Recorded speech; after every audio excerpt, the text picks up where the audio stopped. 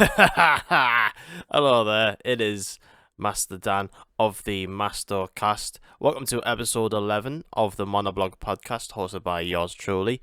Hope you're having a fucking lovely weekend.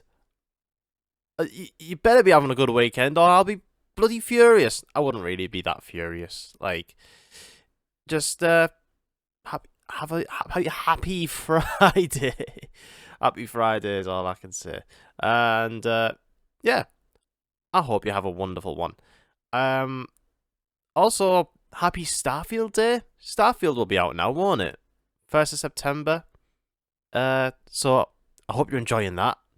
I'm bloody jealous. Like, it looks fucking fascinating, doesn't it? Like, it looks absolutely unreal.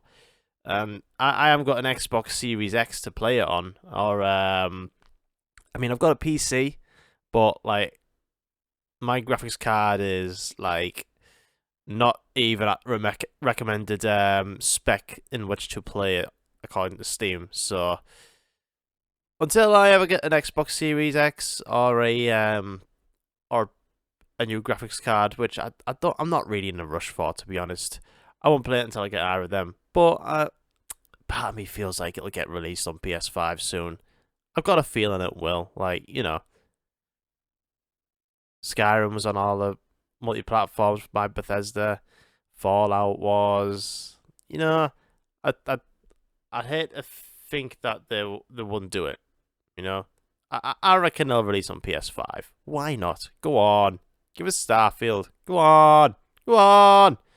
Anyways, I hope you've had a pleasant week, and I hope you're having a pleasant weekend as you listen to this. What's been happening? What's been happening? I had a bloody barbecue on bank holiday. Of course, it was bank holiday weekend, wasn't it? Last week end. So I hope you had a good bank holiday weekend. I hosted a barbecue around our house. Well, me and my girlfriend did. Me and Haley. We both hosted a barbecue. I built a gazebo up and everything. I got all the scran. Not all of the scran. I forgot vegetarian stuff, so Haley had to go out and get some more. But it was nice, you know. I had a bunch of mates come by, and I got rat-arsed, and it was lovely. Yeah, it's always nice to have a barbecue on a bank holiday Sunday. I feel like that's just the best way to be these days. I can't be bothered to go out clubbing or anything. Just can't be bothered. I used to be, but I just can't do it anymore. Can't do it anymore. Can't do it. I'm bloody 31-year-old, and yeah. There used to be a time where I'd go out Friday, Saturday, Sunday on a bank holiday weekend, and no, never doing that again. Never doing that again. Just have a fucking barbecue. Barbecues are the best. You eat some nice burnt scran, and you have all your drinks out the fridge. All your friends are there. You're all having a laugh. You listen to the music that you want to listen to, and yeah. I mean, the shame about the weather though. Weather was a bit naff. The weather's been naff for the past few weeks, hasn't it? Like, just shitting it down, like constantly near enough with like the odd sunny day. Like, usually, like every year, it pisses it down at download, and then it's sunny for the rest of the year. Well, I feel like it's been the complete opposite. Like, this year's download was just hot as balls. Like, just completely sunny all weekend. And it was sunny, like, leading up to Outbreak Festival. So, like, another couple of weeks after download. And just ever since then, the weather has been absolutely pants. So it's been a bit of a naff summer, really. Like, there hasn't been any constant sunshine for a while. Like, right, I feel like throughout July and August, it's just been a complete write-off, really, for the weather. So it's a good thing I had the gazebo up so we could, like, you know, chill underneath that, because it's a big one as well. And we could just chill underneath that and have our barbecue. So, yeah, it is what it is, isn't it? It is what it is. But I still had a good time. I had a good time. Cheers for the people who popped into the Final Fantasy VII stream I had the other day. Like, I literally just went on last minute and just went, if anybody wants to come watch, do that if you fancy it. And like, I had a few people in, and it was great. And like, we made a fair bit of progress on Final Fantasy VII, and like, I'm just loving this game even more and more and more and more as I'm playing it. Like, I can't wait for it to be over, to be honest, because I want to move on to the next thing, like streaming. But I'm absolutely loving it. Like, whoa, did you hear that crackle there? Crikey. There we go.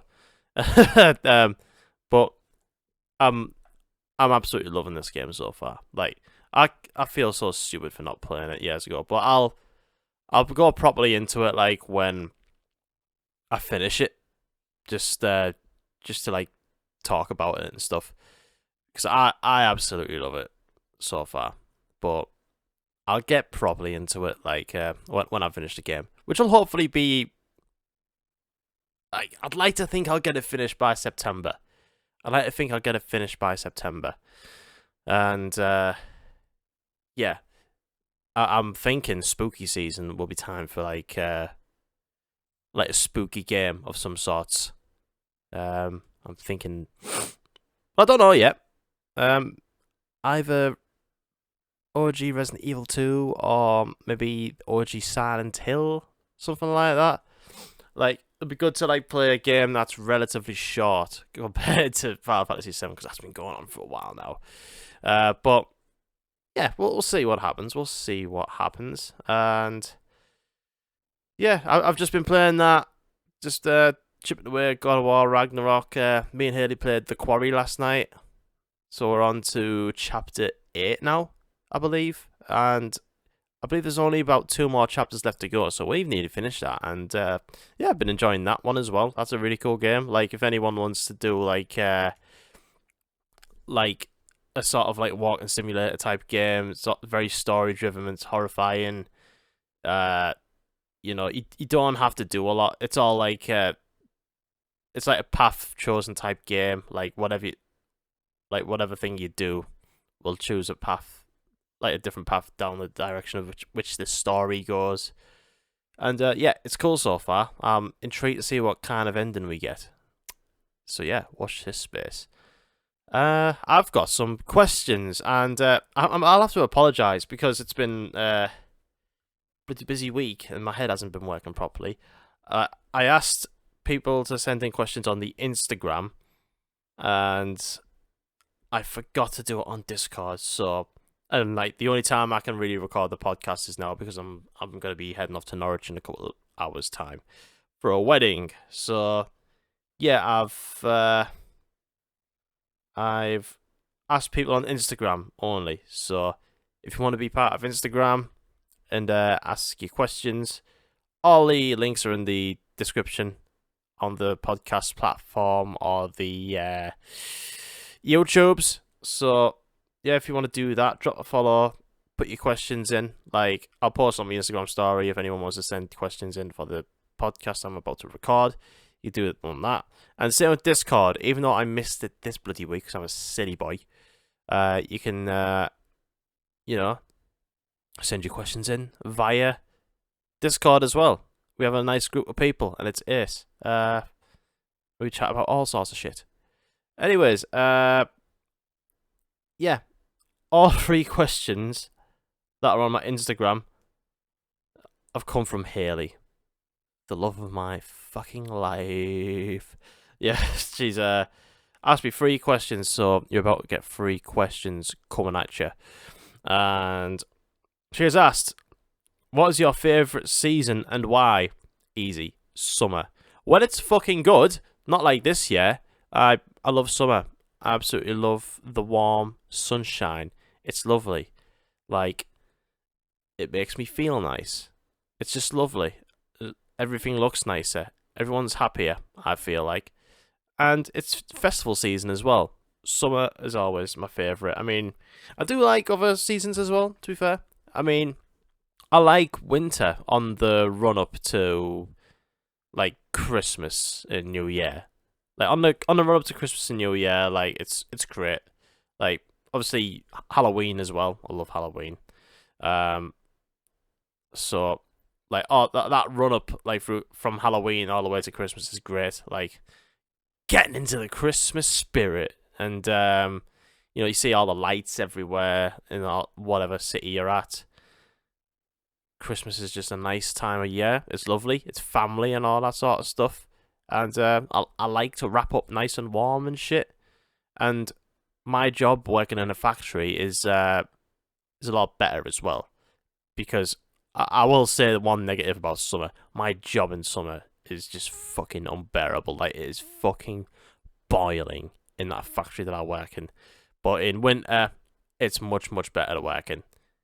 Like, it's because I work in a fizzy pop factory.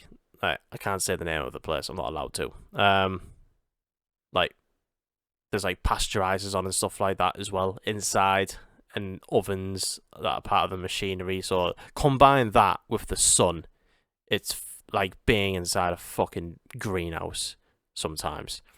And but with the winter, it's ideal because you just wrap up in a fleece, get on with your work, and all the cans that come out are nice and cool.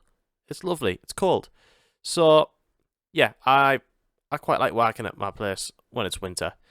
But yeah, once like Christmas and like New Year's over and done with, I'm a bit like, I'm fucking done with winter now. It's too fucking cold. It's raining all the time. Can I have summer back, please? So I bloody love the summer, baby. I am a summer boy. What do you like? Let me know in the comments below. Next question from Haley is: follow your heart or follow your head? I always follow my heart. I don't do a lot with my head, to be honest. I barely use it to think. What's the point? I always follow my heart. Does it always lead to good things? Probably not. But yeah, follow my heart, I guess. And the last one. Gun to your head, music or games? Now this is the big one because they're both my favourite thing in the whole entire world. And this podcast, I like to talk about video games and music. And the answer is music. Music is number one for me. It's my priority. Even though I've got an EP in the works, I haven't finished yet, and but I guess that's because I'm a perfectionist. But generally music, it's number one for me, definitely. As much as I love video games, I just think there's one itch that music can scratch for you, and like, it might sound corny, but like in an emotional sort of way. Like, it's not often that, like, you know, that a game can make me feel emotions, but music genuinely can. Like, you know, the amount of times I've been to a gig and, like, you know, I've felt, you know, like, fucking pumped up. Yeah, let's fucking go. Or to jump up and down, singing my heart out, and some instances cry at gigs. Like, you know, like, that's the thing that music can do for me. Over gaming, really. I mean, yeah, there's games out there that can make you feel in a certain way, but I feel like music's a bit more powerful in that regard. Like, I'm happy to, you know, pay for a concert ticket to go to one gig to feel like myself for, you know, like a few hours and be in a room surrounded by like a load of like-minded people, and that's what it's all about. It's what it's all about, I think. And yeah, you can feel like that sometimes playing a game. You could be online with your friends, play Call of Duty and having a laugh, having a beer in the comfort of your own home. But nothing beats being in a mosh pit, really. Sometimes seating at a venue is bloody nice as well. It is. But yeah, music is number one for me. Music is number one, especially if you can make your own music or play on stage. Best feeling in the world. I need to fucking pull my finger out with that. So yeah. To be honest, I'll be completely honest with you. This episode is probably going to be short because not a lot has gone on this week in regards to like finishing new games or whatever, or like directs being on, or news in general, or much else. Like I said, I had a barbecue and I'm off now, and I'm going to go to a wedding and stuff. It's not much to really talk about, and like there's not much game news. I mean, there's that PlayStation Portal, mind. Have you seen that PlayStation Portal? Jesus. I mean, that's something, isn't it? So yeah, actually, fuck it. I'll talk about that. The PlayStation Portal, right? So, did you ever have a PSP and a PS Vita? I did. You're probably not going to want this though. Like, essentially, the PlayStation Portal, it streams with your PlayStation 5. So what happens is, like, you've basically got like a DualSense controller, and in the middle of this DualSense controller is like a screen, like a tablet-like screen. Okay, and say if someone you live with wants to watch the TV, what you want to put on PlayStation, you get that out. Essentially, a bit like a Switch, although it's not its own console. It has to be connected to your PS5 through the Wi-Fi, and you know, that's basically all it is. It's just another screen with a controller. So I already know that the battery life on the PS5 controller isn't particularly great. Like, it doesn't last that long. I'm finding after every time I'm having a couple of hours on the PlayStation 5, like when I'm finished with it, I'll have to put it on charge because it's already lost like a couple of cells. Like, looking at the menu and everything. But if you think about it, you've got this DualSense controller with haptic feedback and all that sort of stuff, all the triggers, literally everything your normal PS5 controller would have, but with a screen in the middle. How much fucking battery life is that going to take up? Honestly, I can't see it lasting any more than 3 hours or something like that. Like, it's raged, isn't it? Like, it hasn't even got Bluetooth. Like, so whatever nice like AirPods or wireless headphones or anything you got like that, you can't use them. And there's a headphone jack at least, but who wants to use a wired like headset these days? Yeah, 8-inch screen. It's got the ability to just like connect up to your PlayStation, and it is up for £200 or $200. You know, there are already ways you can do this. Like, you can do this on your phone. You can get the Backbone controller, which is about, I don't think it's even about £100 anymore. Like, you can probably get it second hand, like really cheap, and you can connect that to your phone and do remote play. And I've done remote play before, like on my phone, like from work, right? I've used remote play on my phone from work, playing Elden Ring for my PlayStation 4 Pro, and it worked okay. And I mean, that might be the upsell of this. Like, you could take, as long as your PS5 is in rest mode and it's still connected to the Wi-Fi, and like, say if you're in a hotel or something like that, and you're relying on their shit Wi-Fi to play your PlayStation through this PlayStation Portal, like, it's not going to look great. You're better off just getting like these Backbone controllers, to be honest. I don't know, I just feel like this thing is, unless you're like a PlayStation obsessive, like, you're not bothered about any other console, like, you're not bothered about Xbox or Nintendo or anything like that. I mean, maybe you might like this. Maybe you might like this. But for me, nothing. I don't see what the point in this is, unless you were that glued to your PlayStation 5 that you need this. Like, someone wants to watch your TV, and you have to play on your PlayStation for something, for fuck's sakes. Like, I don't know. I just feel like the Switch is the perfect console for taking it on the go, or the Steam Deck, or that new one that's come out recently by Asus. Is it Asus? I can't remember. But yeah, the PlayStation Portal just looks weird. I can't see this selling a lot, to be honest. Like, I saw this get announced, and I didn't see a single person say, "Yeah, I'm going to pick this up day one" or anything like that. It's quite mad. They've also, alongside with the PlayStation Portal, they've announced the wireless earbuds and the and the headset and stuff. Their Pulse earbuds and headset. There's no pricing for them yet, from what I can see. But I don't need that. I think the headset looks ugly actually. And yeah, I can't see me getting that. But the PlayStation Portal just looks a bit bizarre. So yeah, it turns out I do have some gaming news. So there you go.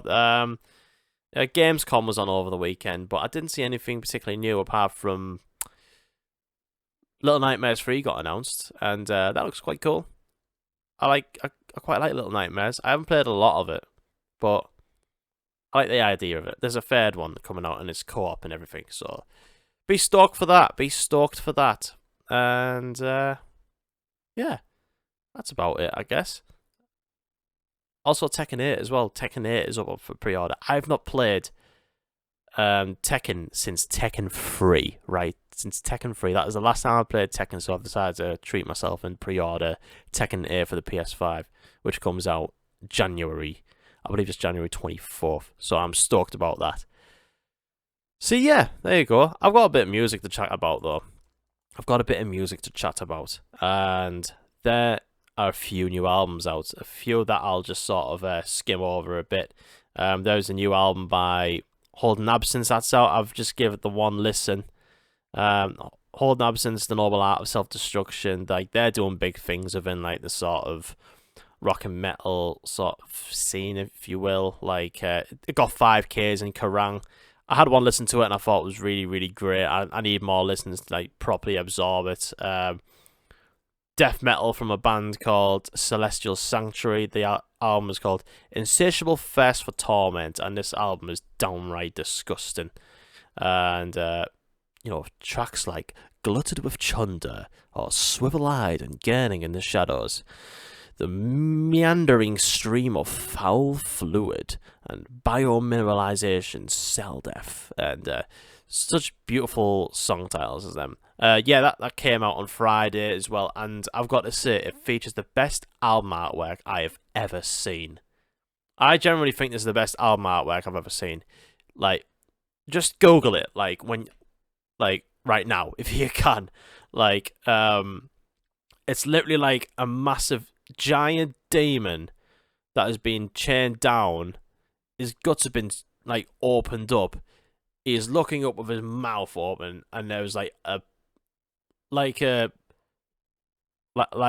ball of like boiling liquid being like boiling metal like being poured into its mouth, and its wings are fucking dead, and there's like a moon on fire behind it. It looks wicked. And like, I've given this album a few listens. Like, I still need to give this one more listens, but I've ordered the record because like the artwork looks insane, and I'm on a bit of a death metal kick at the moment, so like, give this album a listen. It's by a band called Celestial Sanctuary, Insatiable Thirst for Torment. Just really cool old school sound death metal, lots of fucking hard riffs, just sounds like suffering.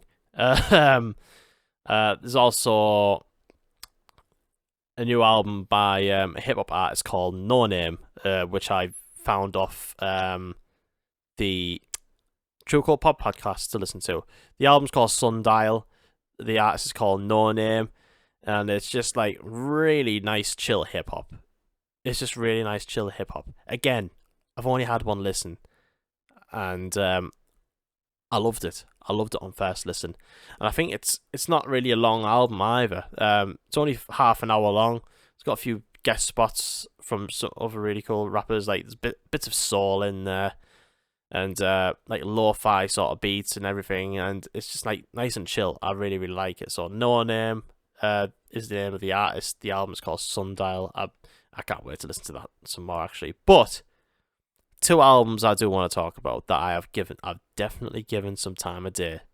Definitely. Because like, this is the reason why I haven't been listening to these albums as much, is because I've been surrounded by two really good releases. And I'm going to talk about the new album by Spanish Love Songs called No Joy. And Spanish Love Songs are just, for me, one of the best new bands going at the moment. I absolutely love them. I've seen them a couple of times. when I discovered them on the first album, Schmaltz, which is a fantastic album. I saw them support. Who was it? Who were they supporting? Ducking Punches at Norwich.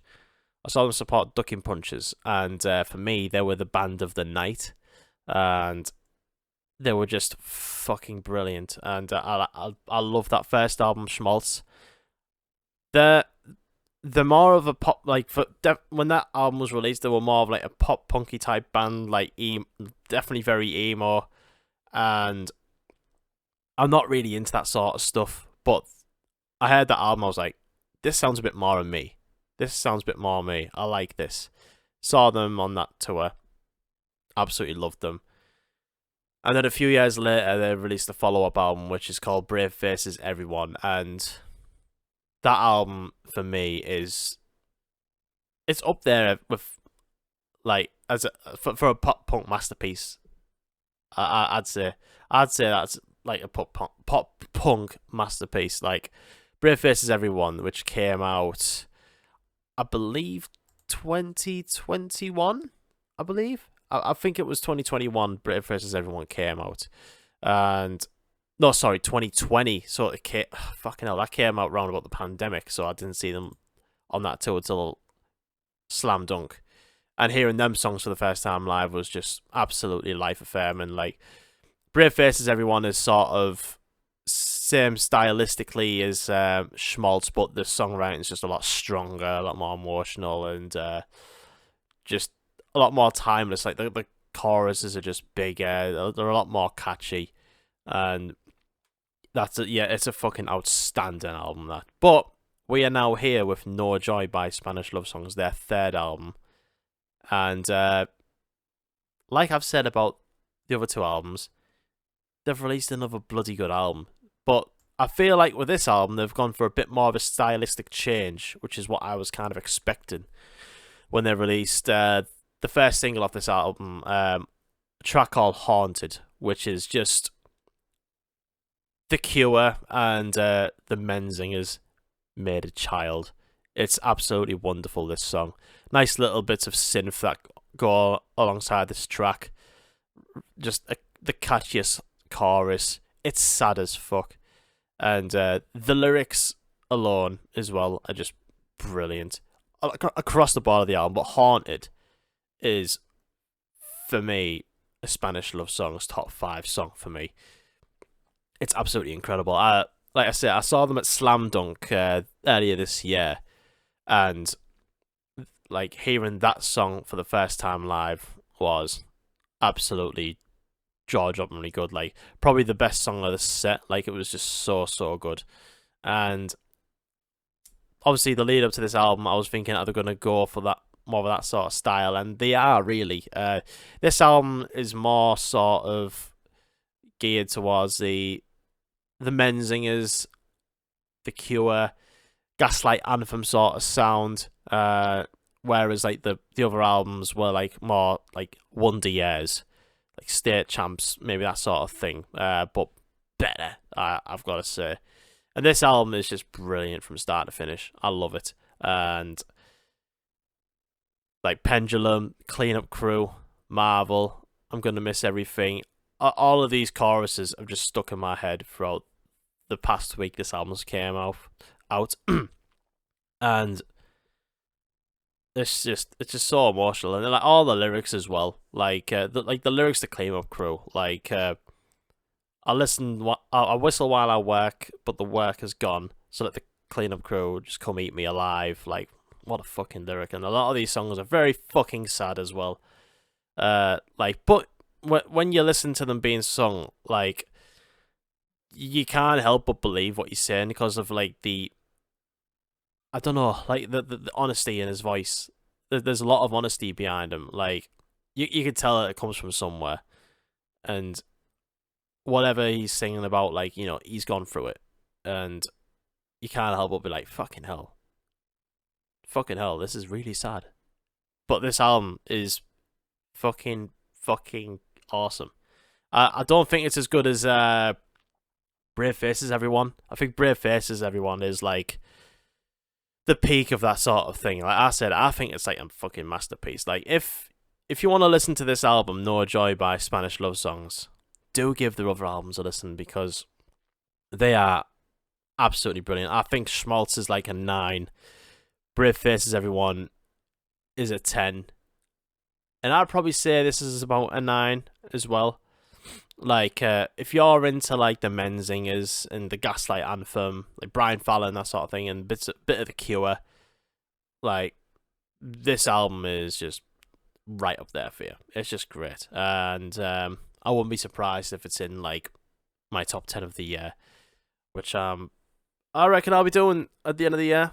I'll do a little top 10 album of the year thing, maybe. I don't know, but yeah, Spanish Love Songs. This album's great. I love it. I love Spanish Love Songs. Also, they've just announced a UK tour because I was a bit gutted because they are actually playing Leeds the day that this podcast comes out with Hot Mulligan, and I would have just went for Spanish Love Songs, to be honest, because I love them that much. So I was a bit like, oh, fuck, I really want to go see them, but I'm at a wedding. I mean, obviously, I'm excited to go to the wedding, but like, I was a bit like, oh shit, can't see Spanish Love Songs. But hey-oh, they've just announced a UK tour, UK European tour, and it's a proper UK tour as well. It's not like 4 fucking venues like most UK tours are. It's not Manchester, Birmingham, Glasgow, London. No, this is a big one. It's a big one. It's a big one. I'll get the dates up. So we have got the Spanish Love Songs UK tour that I'm about to. There we go. So they're playing Southampton, Norwich, Nottingham, Glasgow, Leeds, Manchester, Liverpool, Cardiff, Bristol, Birmingham, London, Brighton. That is your UK tour now. That is a proper UK tour. I mean, there's no North East there, unfortunately, but Leeds, it's not too far from me. I'll be going to the Leeds one, definitely. And if you are in Europe at all, there is Antwerp, Cologne, Hamburg, Berlin, Munich, Vienna, Zurich. I've never heard of this town before in Germany. Darmstadt? I'm going to say Darmstadt. Apologies if I get that wrong. And I haven't even heard of this one either in the Netherlands. Utrecht? I think that's it anyways. But yeah, listen to the new Spanish Love Songs album. It's great. It's fantastic. And if you're interested, listen to their previous work as well, because the previous work is like, some of it's just fucking better. It just is. It's amazing. I love this band so much. And also, I got another album to shout out about, which I found out again off the True Called Pop podcast. It's a band called Fiddlehead, and the album is called Death Is Nothing to Us. If you're into the 90s, if you're into Quicksand, if you're into hardcore punk, emotive hardcore punk, give this album a go. It's really, really good. This band is compromised. Compromised? What am I on about? It's a super group, right? And it features people from Basement and Have Heart, 2 great bands. I love Basement, one of my favourite bands. So, yeah, this album's fucking great. It's good. Very, very raw. Very, very scratchy. So if you're into like bands like Quicksand and like Fugazi, Failure, them type of bands, you might not have even heard of them bands, but that's fine. But Fiddlehead, this album is great. It's only 27 minutes long. And yeah, Fiddlehead, Death Is Nothing to Us. I've been listening to this album a bit more than the other albums, like, apart from the new Spanish Love Songs album. But yeah, this one's brilliant. Just you press play and it kicks the doors down straight away. It's awesome. I absolutely love this album. So yeah, that's Fiddlehead. Death Is Nothing to Us. I'll be honest, that's it for the podcast. Now, mind you, 35 minutes, that's not too bad. I think the next podcast will have a guest on. and we were going to be talking about some cool things. So stick around for that. It'll be a good one. It'll be a good one. It's going to be featuring one of my good twitching friends on Twitch. The Twitch streaming platform is what I mean. Fuck's sakes. And yeah, I'll be seeing Trivium on, when is it? The 3rd. So I might be able to talk about Trivium as well on next week's podcast. So yeah, and have a bloody good weekend. Play lots of Starfield. Enjoy it, and I hope you enjoyed this episode. It was I kind of rushed it a bit because I need to get ready for Norwich and stuff. And not a lot has gone on in terms of news or whatever, apart from the new music which I've just been shouting out about. Go listen to Spanish love songs. Go play Starfield. Go listen to Fiddlehead and the other albums that I gave a shout out before. Have a wonderful weekend. I hope you enjoyed the episode. We are 3 listens away from 100 listens. We've made it to 10 episodes. We're nearly at 100 listens. So I'm very, very, very, very happy about that. Cheers for all your support, as always. I will see you next week with another person, and it's going to be lovely. So, cheers. Thanks for the support as per usual. Links to the Discord and the Instagram and everything, all in the description and all that sort of stuff. If you're new to the podcast and you made it all the way to the end of this episode and thought, I might actually listen to this dickhead again, give us a follow on Spotify and Apple and whatever you listen to all your podcasts, and same thing goes for YouTube as well. Give the video a like and a comment and stuff like that. Help that algorithm, baby. Listen to Spanish love songs. That's the name of the title. Probably. I don't know. See you later. Goodbye.